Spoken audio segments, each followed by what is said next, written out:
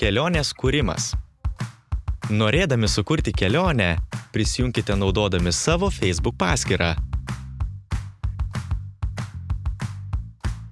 Įrašykite savo kelionės pavadinimą, aprašymą, susijusius žodžius arba kitaip raktažodžius, atskirdami juos kableliais. Įkelkite pagrindinę kelionės nuotrauką.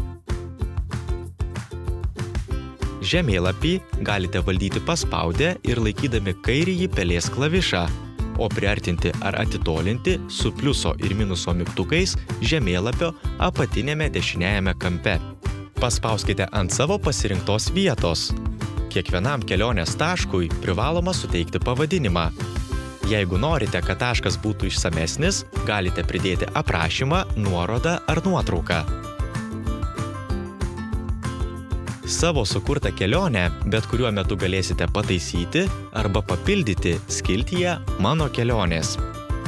Administratorius jūsų kelionę peržiūrės ir patvirtins per vieną dieną.